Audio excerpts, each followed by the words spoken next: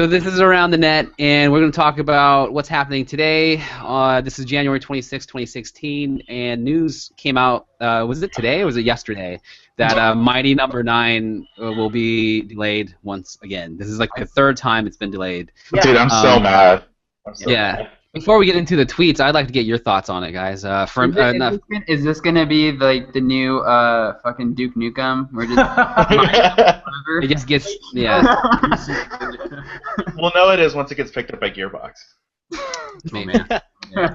How stoked were you for this game, Daniel? And has your excitement levels decreased since all these delays? I literally just reserved it like last week, and I was like looking forward to it because like that and like a couple other games that come out on the same day, and I was just like, yes, Mighty Number 9, finally. And then like literally the next day, I'm like, oh. You know, I feel really bad for the Kickstarter backers. Yeah, that's really interesting for too. Sure. So I was talking to my roommate, and he's a huge Keiji Inafune fan. I'm a huge fan of Mega Man too, so this is like really depressing to me too. But he was saying how the emails themselves have completely tonally changed. Like they used to be really happy and positive and giving people like nicknames, like backers, but now it's like completely like, oh, we're sorry, and like super serious. Like oh god, it seems like they're really stressed out over there at Comset. And this reminds me of the Pebble. Creates. Check out that right, Steven. You guys, whatever. Yeah. Yeah, but I don't know. Dude, I was really stoked for Mighty Number 9. I really wanted to get that. They have like a little action figure of the character, but those I don't know. That's like that doesn't exist because the game doesn't exist either. So yeah. So wait, there you go. What was the original projection? I think November? It was during fall. Yeah, fall of November, 2015, I right? think, right? Mm-hmm. Yeah, I believe it was fall 2015. Then got pushed to February. Then I guess it's getting pushed further. Then I like read like just spring. Like there's no. Honestly, spring. I mean, I don't know about you, Daniel, because you've been following it too. I've been seeing this coming for a while because they've been overextending themselves into creates, like doing all these other projects. Like they're helping they're making Galgun 2, which is this really cool Japanese shooting game where you shoot women to make them love you.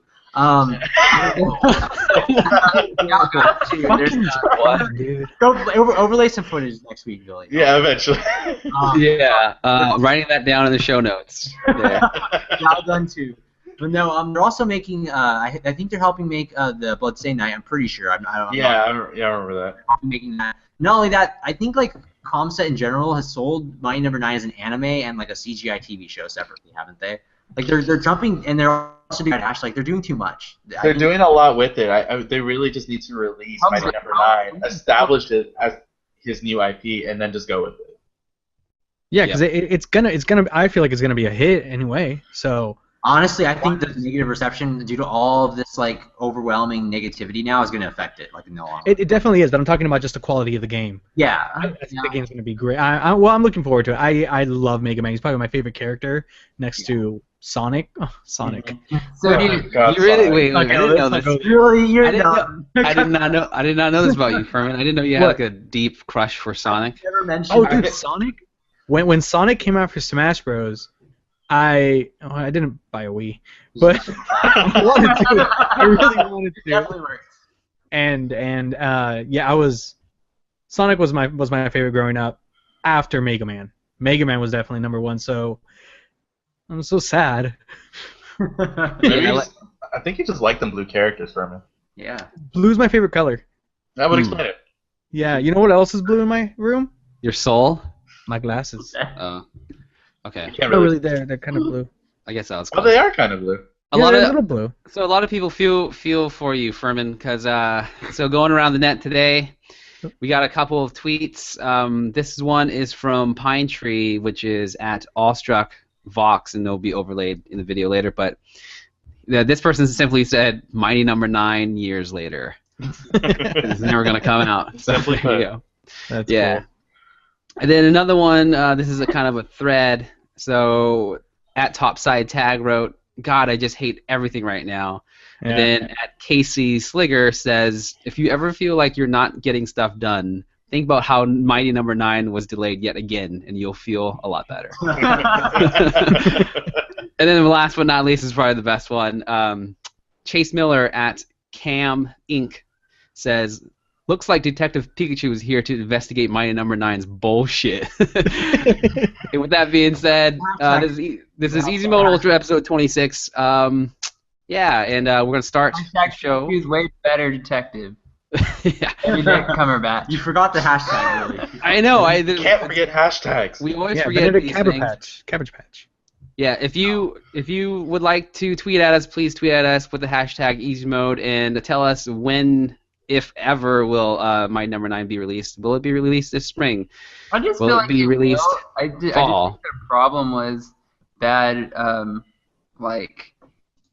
They had. Well, no, it wasn't. It too wasn't so hard. much the promise. It's like how they presented like the problems. Like I've seen this in like a couple things now, where it's just like, if they would just like do like I don't know, come out and say like, sorry, we're having this problem, but we're working on it, and Transparency, you're saying. right Yeah. instead of just like, oh, it's just delayed again.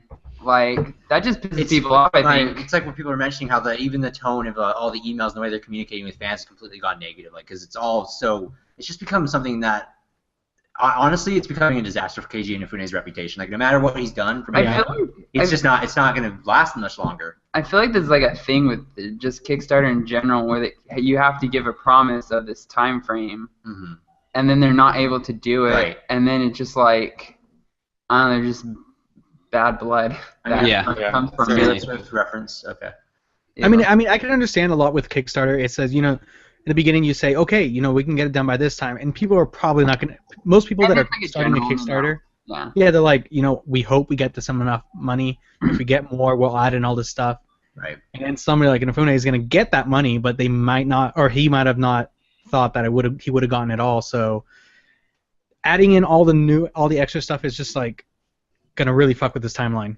It's like you mentioned, Furman, yourself, like how you trust that. I trust the game will be good too. Like it's Keiji. Yeah. Mm-hmm. But at the same time, these compromises they're making must be pretty great to delay the game so many times. Like, Yeah. I mean, It better be. yeah. They got really Yeah, ambitious it's about- though.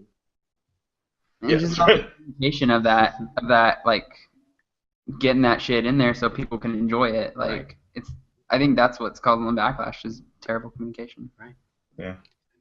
Daniel, were you gonna say anything else? I was just gonna say, like, also for right from the beginning, they got really ambitious with it. Like, they were just making Mighty Number 9. Oh, it's gonna be great, and it's like, oh, we're just gonna put it on a couple of things, PC, Right. 360 and stuff. And then they're like, oh wait, we can get more funding for this. Put on the 3DS, the Wii U. Let's throw it at everything. The And then Vita. they started- yeah.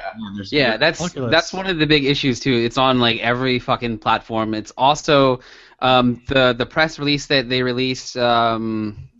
Press release that they released. They said they basically said like they wanted to push it further because they had issues with the engine. The engine is things like Unreal 3 or some shit like that, which isn't supported anymore. So they had to go in there and like manually fix shit. And they have made a lot of issues with network compatibility issues for matchmaking, and like the online function has really set them back because they're on all those different platforms. So they had to work with like Xbox Live, Nintendo, whatever Nintendo has for their network, and PSN, etc., and Steam and all that bullshit. But yeah, I mean, I don't know. I played it at PSX. I think it was there, and then it was also playable at TwitchCon, and it was just like, well, I don't know.